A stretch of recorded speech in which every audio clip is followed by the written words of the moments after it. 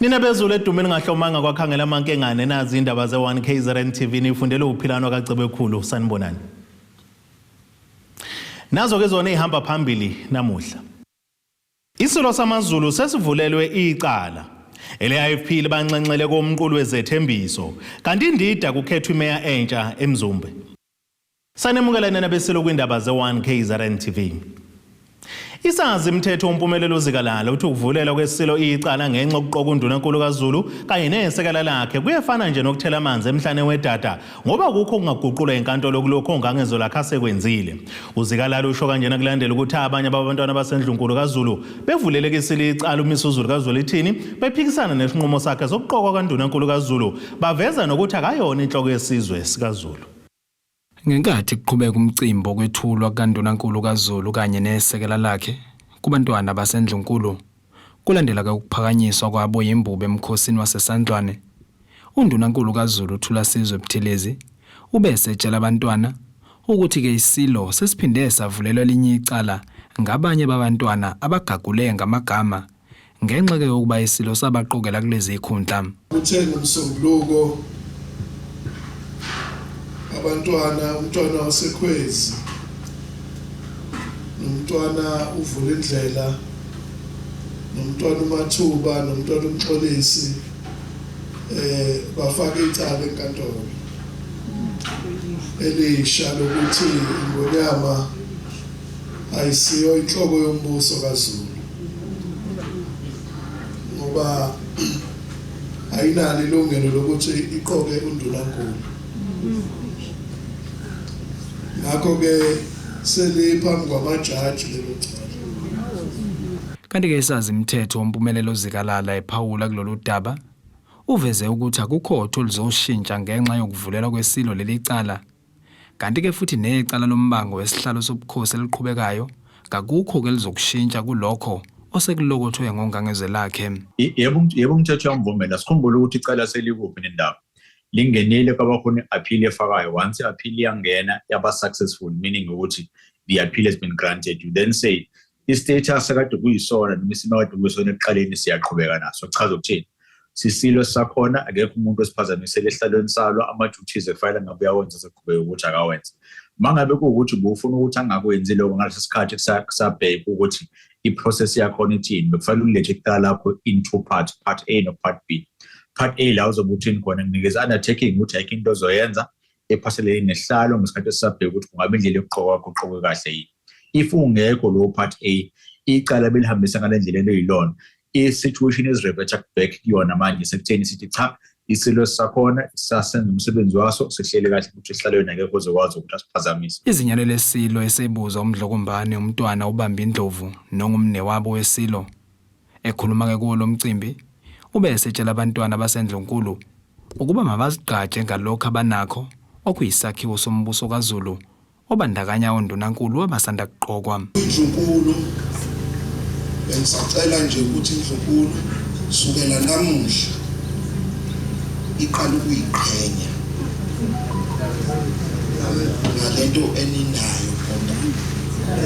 Ngiyathokoza mina besilo ukuthi ibhubesi inibekile nina besilo ngoba hayi sizomhlupha.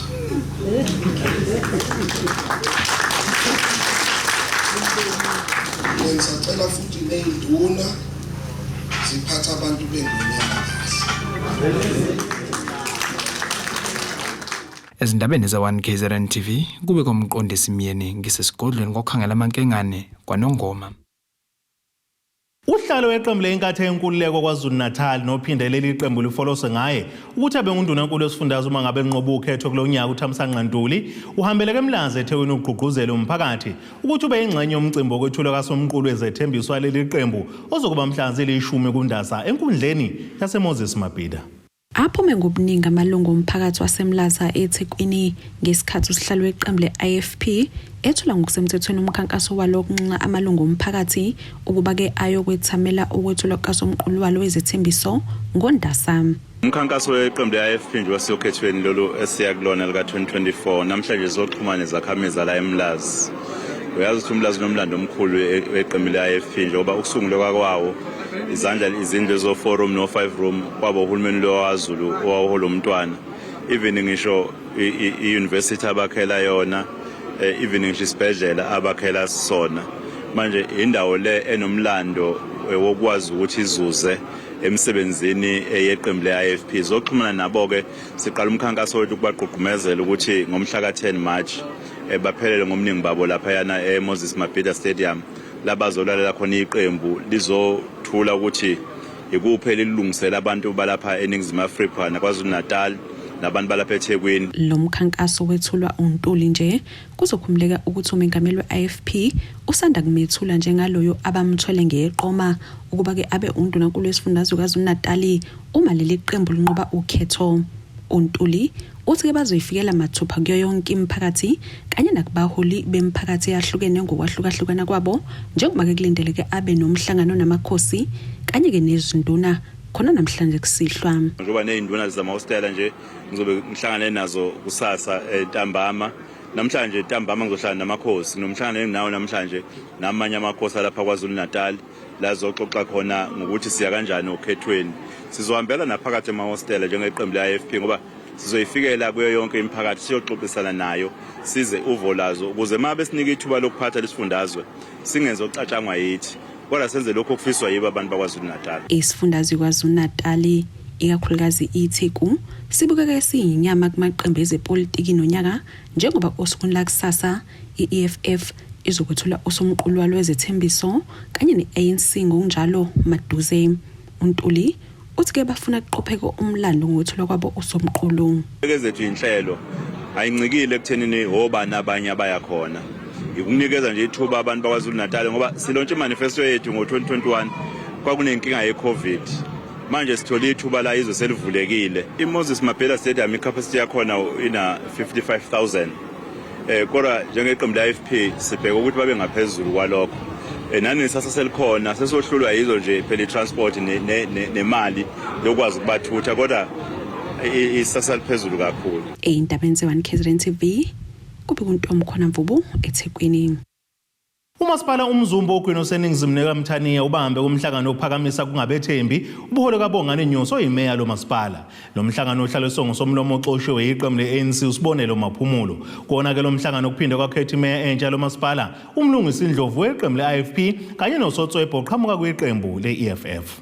Kuhlala umhlangano okuphakamisa ukungabethembi ubuholi bukaBongani Nyusi oyimeya kamasipala umzumbe. Lo mkhandlu wakhiwa amakhansela u39 kanti okuhlalukile kulomhlangano ukuthi kumakhansela eANC angu21 bekukhona isikhombisa kuphela. Kuona lo mhlangano kuphinde kwakhethwa imeya entsha eqhamuka kwiqembu le-IFP.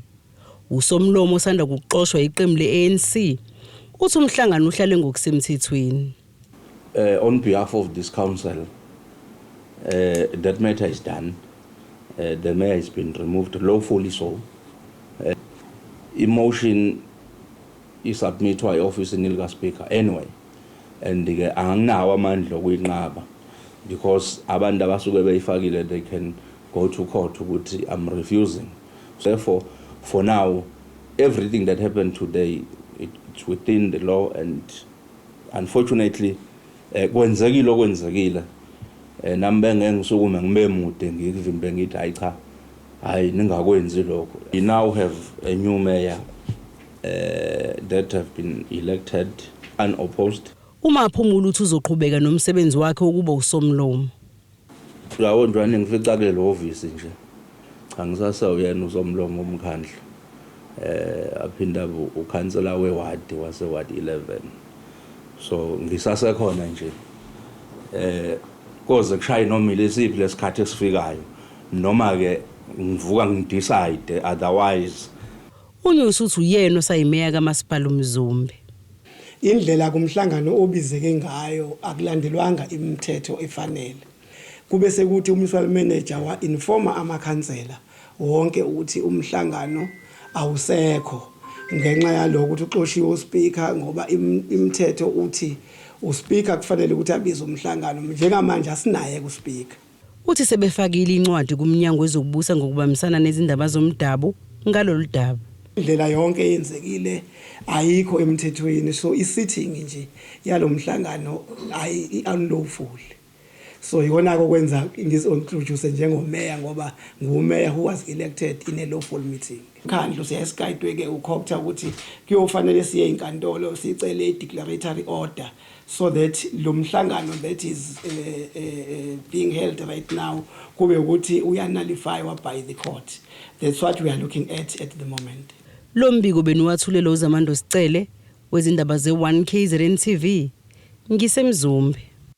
Umengameli weqembu ATM uVuyo Zungula uthi amakhola nawo masukuma yokhankasa kuphela inkolelo yokuthi ipolitiki nenkolo kakuhlangani njengoba nawe ingxenye yomphakathi wezwe lakulelo futhi lonke okwenzekayo ezweni kuyawathinta amakholo. uZungula ubekhuluma kanjena ke eThekwini ngesikhathi ke kuqhubeka inkonzo yokukhulekela ukhetho okunokuthula okulindele ukuthi ke lubanjwe kona lo nyaka kulelizwe.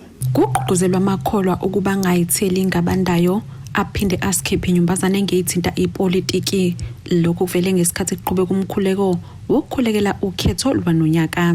Masambeni siyo campaign, masambeni siyobatshela abantu ukuthi number 1 bayaphila njengabantu, bangabantu bonaqala zonke izinto ezenzekayo phezu komhlaba ziyaba affecta. Therefore la ncinga ethi ipolitics ne-religion azihlangani mabayibeke phi ecaleni, mabayi understand ukuthi lilizwe labo eli. Njengoba ilizwe labo akukho umuntu ozoqhamuka kwelinye ilizwe azobulungiselela ini ilizwe labo. Emasontweni makube nama groups zabantu apho kukhona abantu abenza i-voter education. Lana esontweni abantu baziswe ukuba i-grant ayiveli kwiparty ethize, i-grant ivela phi ku-government. And abantu bazi ukuthi mawuphethe i-ATM ngamanga into ethi i-grant izophela. Abantu bafundiswe ukuba ukuvota kwabo kuyasiza because abantu baningi out there they are misled to think ukuba uvota ukutheni akusizi. That is why umuntu uzothi hayi asavoti thina. Njengoba sekusele ukuba kumenyezelwe usuku okuyobanjwa ngalo ukhetho kuleli amaqembu ezepolitiki lokho eqhubeke njalo nokuyilungiselela ngokwenza ke lokho akholelwa ukuthi ke kuzowalekelela ukunqoba. Masidlule isikhathi apho sikhalazayo, masidlule isikhathi apho thina sizoba ngathi asinamandla, but makube khona isikhathi ethi enough is enough. Masithume onyana bethu bahambe bolawula uhulumeni ukuze sibe nohulumeni kaNkulunkulu. Ingase sazi bazali bami ukuthi u2024 mayibe ngunyaka wokuqinisekisa ukuba siholwa ngabaholi bakaNkulunkulu. Because before 1994 besikadwe siholwa ngabaholi bobandlululo. Wafika u1994 saholwa ngabantu andithi kunjalo. Now lidlule isikhathi apho kufuneka siphathwe ngabantu because the past 30 years has shown ukuthi akho muntu okwazi uphatha abantu. Uzokhumuleka ukuthi iqembu iATM isekelo sayo inkolo. Laba ke bathi kubalekile ukukhulekela isihlava sokubulawa kwesopolitiki ubugebengu kuleli kanye nokunye. Sizokhuleka ukuthi akuye lo mbuso ongamiswanga ngezinto zabantu kodwa ozomiswa uNkulunkulu ngoba uthi uma efika uDaniel efika neBukadnezar uthi uNkulunkulu omisa amakhosi nosusa amakhosi. Inkinga ke abahlala esifani bakhohlwa ukuthi uNkulunkulu omisa abantu ezihlabeni zonke okusho ukuthi ukuphatha konke nokuqhutshwa konke kwezwe akangashiyi uNkulunkulu ngaphandle. Sikuloyo umthandazo bazalwane ukuthi uma sisabona iATM ingamshiya uNkulunkulu ithemba lethu likuyo. Ngizomemeza ukuthi noma sekuphethwe akangashiyi uNkulunkulu. Ongenani asiluza abantu kunokuluza uNkulunkulu. Singa-accommodate abantu besinikeza imali besifitha izinto ezirong ezibulala isizwe.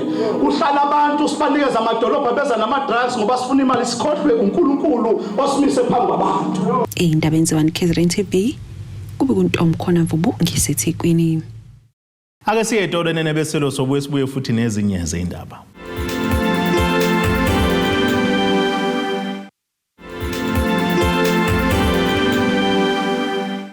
Asibongene nebendloveni amandla siphinde sinamukele futhi kwindaba ze1KZNTV nazo ke zona ehamba phambili namuhla. Isilo samaZulu sesivulelwe icala. Ele-IFP libanxenxele komqulu wezethembiso kanti indida kukhethwa imeya entsha eMzumbe. Umengameli wenyunyane yothisha inathu Sibusiso Malinga uthi njengoba kubhekwa okhethweni lukazwelonke amalunga abanelungelo lokuzimbandakanya noma yiliphi iqembu lezombusazwe njengoba bengachemile naqembu lezombusazwe. Ekhuluma neziko lendaba uMalinga ngaphambi komhlangano wesigungu esiphezulu salenyunyana uphinde wadonsa ngendlebe othisha enhloko balenyunyana ukuba baqinisekise ukuthi baphatha bonke othisha ngendlela efanayo nama ngabe basuka kuyiphi ke inyunyana. Inyunyana yothisha National Teachers Union inathu ngamafuphi ithi samile kuthina lekhi iqembu lezepolitiki edla ngakhezolinye nayo. Lokhu kusho umengameli walenyunyana Sibusiso Malinga njengoba bebesingethe umhlangano womkhandlu oqala wonyaka nalapho beyayibabheka khona ukuthi benze kanjani ngonyaka ophelile. Inathu iyinyunyana ke engacheme naqembu lezepolitiki kodwa siyabavumela abantu abamalunga enathu ukuthi baba amalunga amaqembu epolitika abathandayo ngoba badala angeke thina sibadecide njengoba nasemasontweni kunjalo. Ngakho nethuba ke sizolithatha ukuthi sibakhumbuze iprinciple yeorganization la ithi we respect all organizations equally. Lenyani iphinde yahlaba ikhwele lokuba bonke othisha enhloko abangaphansi kwayo baqinisekise ukuthi baphatha ngendlela efanayo bonke othisha bangakhethi iphela emasini. Bayazi ke oprincipal bethu benathu ukuthi uma beba oprincipal ezikoleni bawo baba futhi bawo mama babo bonke abasebenzi abasesikoleni. Lokho kokuthi babelonga kuziphi inyunyana siyeke sithi akuze kamuva ngoba okubalekile ukufundisa ingane nokuthi sonke siwothisha ukubelonga enyunyaneni kuza kamuva. Ngakho siyakuchitha ukuba kungabi khona ukubuka ngasolinye phakathi koprincipal kanjalo nothisha okungakhiwa isimo sokuthi abanye bathi mabe oprincipal bese becindezela abanye. Lo mhlangano bohlanganisa amalunga alenyunyana asuka kwizinhlaka ezahlukene. Ezindabeni ze1KZNTV kubikuthi abantu maphumulo empangeni. Sisinde ngokulambisa isaguga zasemthwalo umogwini oseningizimu nesifundazwe KwaZulu-Natal ngesikhathi kuthungeleka ke indlebe eselele kuyona ngeviki ledlule yashaya ngqonqa. uNelisiwe Ntobela uthi ugogo wakhe oneminyaka engama-78 obudala wayekade ekhanyisa ikhandlela kade kuphambe kugesi nokathi uma ngabe kezunywa ubuthongo ikhandlela lokheleke engubeni yokulala ayikade eyimbathile. Lo mndeni ucele kusizo njengoba ke kwasha yonke into kubala kokudla kwasekhaya kuya kuyingubo zokugqoka. Sisinde ngokulambisa isaguga esineminyaka engama-78 sasemthwalume esigodini sasemakhoso. Kulandela ukuthi ikhandlela lithungela ichupho lengubo yokulala umlilo wabhebhetheka indlu yonke kade kuphela ugesi. Indodakazi yakulomndeni ithi ugogo uvuke sekugcwele ilangabi endlini.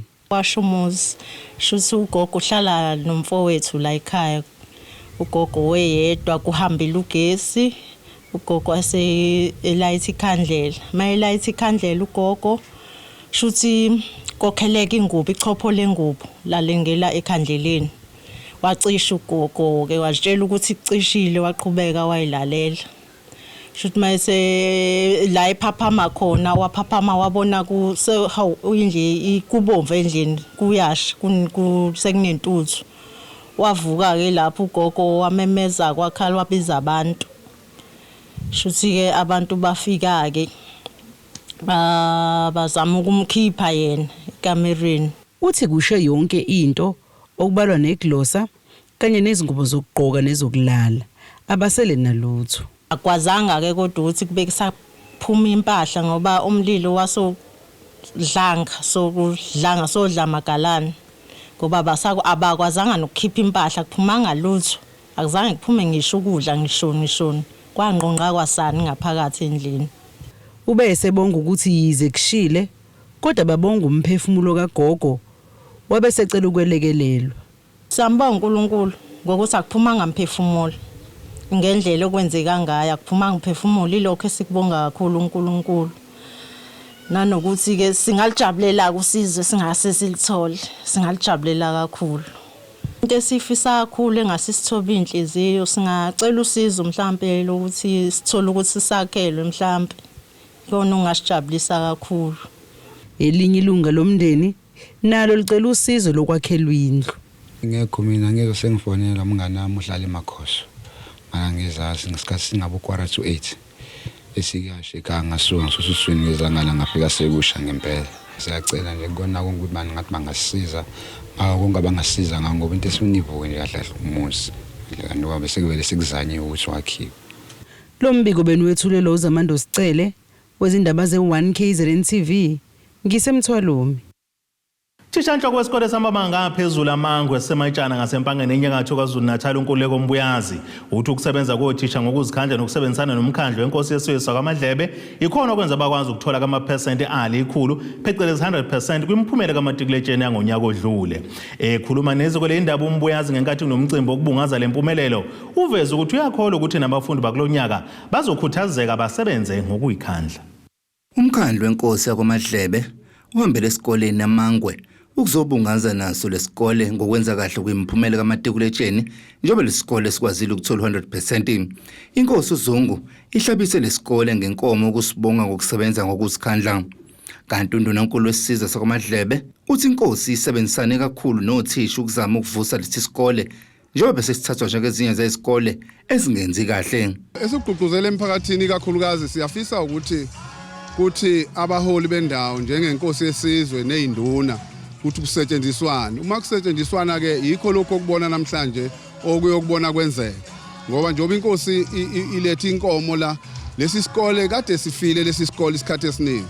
Kwayinkosi esivusayo lesi sikole ngangokuthi kuke kwaba negigaba eziningi sawa lesi sikole. Kodwa yalokho ihleli inkosi isivusa lesi sikole. Siphinde futhi sibonge nje inkosi yesizwe ngendlela eyenza ngakhona nangendlela ebuka ngayo izikole zayo. Uthisha inhloko kulesi sikole uNkululeko Mbuyazi uzokwazi ukujabula ngoba kwenzelwe inkosi ukubabonga ngokusebenza kahle njengoba begcine bezuza 100% kwimphumela kamatikuletsheni. Umbuyazi uthi lokhu kungenxa yokusebenza ngokuzikhandla nokubambisana nomkhandlu wenkosi ngaso sonke isikhathi. Ngalokho ke inkosi yesizwe sakithi kwaMadlebe ibese kukhuthaza yakubona yakujabulela ukubona abafundi nothisha besebenza ngokukhulu kwikhandla nabazali. Yase ikhipha isipho esiyinkomo yahlela umcimbi ukuthi ke sibungaze sijabulele usuku olukhulu kangaka namhlanje. Ngicabanga ukuthi okwenzakalayo kuzobakhuthaza kakhulu othisha ngoba ukhomba ukuthi ngoba sazi bona basuka endaweni engeyona yala iningi labo kodwa kukhomba ukuthi umsebenzi abawenzayo uyarecognize not i-department kuphela even ubuholi bendabuko bubujabulela kakhulu indlela ngempela abasebenza ngayo. Futhi ke insalelo asibanga naso kakhulu ngoba ebezibana bethi sizaqhamuka nje ngokubambana kakhulu nendlonkulu nobukhosi bakaZungu ubukhosi bakaMadlebe bekwenza ukuthi kube lo kakhulu siyinqande siseza kude nje. Kanjalo nohlalo wesigungu sesikole uncome kakhulu izihlaka ezahlukene ngokubamba iqhaza ekusebenzisaneni ukuthuthukisa lesi sikole. Namhlanje sibungaza imphumela kamatikuletsheni kulesi sikole sethu ngokuhlomula u100% emva kweminyaka eminingi isikole singenzi kahle kodwa sibonga kakhulu namhlanje ukuthi inkosi ubaba uGwabini ngaphansi kwesizwe saMadlebe bese kuzoba umkhandlo wakhe kanye noNgondunankulu ukuthi namhlanje belule isandla bezothokoza kanye nathi. Izinduna, abazali nabafundi bebenza umatikuletsheni ngonyaka wedlule bebeyingxenye lendumezulu yomcimbi. Ezindabeni ze1KZNTV kubikuthi abantu maphumulo ematshana. Ake siphinde sithi ishelele izitolo nenebesilo sobuye sibuye.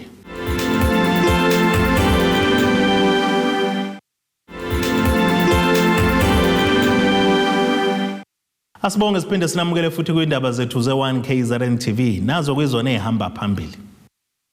Isilo samazulu sesivulelwe icala. Ele-IFP libanxenxele komqulu wezethembiso kanti indida kukhethwa imeya entsha eMzumbe.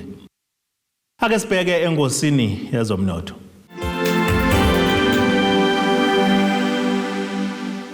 Iranda kuleli ngu-89.95 cents kuyidola laseMela ibe ngu-20.43 cents ku-euro yase-Europe ibe ngu-23.94 cents kupondo waseBrithani kanti intengo yegolide yona ingu-$2,033.32 cents ounce kuthi intengo yoyilo ongahluziwe yona ibe ngu-$81.63 cents umphongolo. Ake sibheke engosini yezemidlalo. Imali ezoqokelelwa ngokubhalisa abagijimi kumjaho uLundi Training Run ukuzilungiselela umjaho weComrades Marathon izosiza kakhulu ekuthuthukiseni abagijimi abasakhula abasuke endaweni ezisemakhaya. Usifundo Mbuyiso nguhlalo woLundi Striders uthi abantu bangakwazi ukuyiphilisa ngokugijima kodwa bayadinga ukuthuthukiswa nokwesekwa ngaso sonke isikhathi. Lo mjaho uzoba kesondini mhla zili-12 kuNhlaba. Nakulonyaka amehla zobethe nje ukubagijimi kumjaho omkhulukazi Comrades Marathon ezoba mhla ziyisishagalolunye kuNhlangulana nozoba usuka eThekwini ulibhekise eMgungundlovu. Yingakho abagqugquzeli boLundi Training Run behlela umjaho mhla ziyi-12 kuNhlaba okuzilungiselela lo mjaho omkhulukazi nothanyelwa abagijimi abasuka kwezinye izindawo. Sizama ukuyilungiselela for iComrades Marathon ukuthi mangabe ifika isithole sesikulungela ukugijima. So i-training run izobe ingomhla ka-12 May iqala ngo4:30. Sinama distance ahlukene khona u60 kilometers phinde kube u15 kilometers siphinde sibe no10 kilometers. Ngokusho kwabahleli balomjaho uLundi Training Run bathi enye ingxenye yemali ezotholakala kulomjaho izosiza abagijima abasafufusa nabafisa ukuzibona begijima ngelinye ilanga. Kujoyinwa ngo150 sisuke senzela ukuthi imali enye esuke isalile ngesikhathi senza izinto ezisuke zidingwa abagijima emgaqweni sikwazi ukuthi sisize abantu njengoba ngishilo ukuthi ngumcoach kunabantu abaningi engibacoachayo abanye othola ukuthi baqhamuka from indawo isemakhaya abanye izinto kunzima ukuthi bayithole. So sizama njalo ukuthi sibalekelele ukuze bekwazi ukugcina nabo sebevele emphakathini. Lo mjaho ubheka ukuthi usingathwe edolobheni lasoLundi. Ezindabeni ze1KZNTV kubika uThabani Maphumulo eRichards Bay. Ake sibheke nasesimo sezulu esingalindeleka.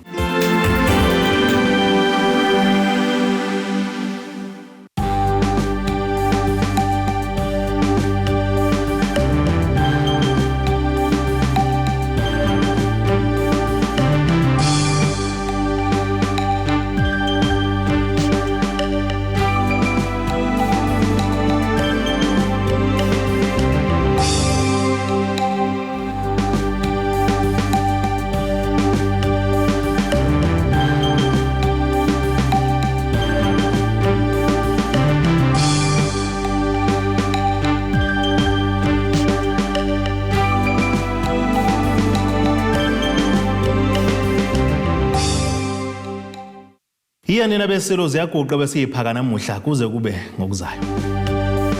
Abethuli bethu bezindaba baxhaswe iThulis Bayview Bridal. Ungabashayela kulezi zinombolo ezivelile.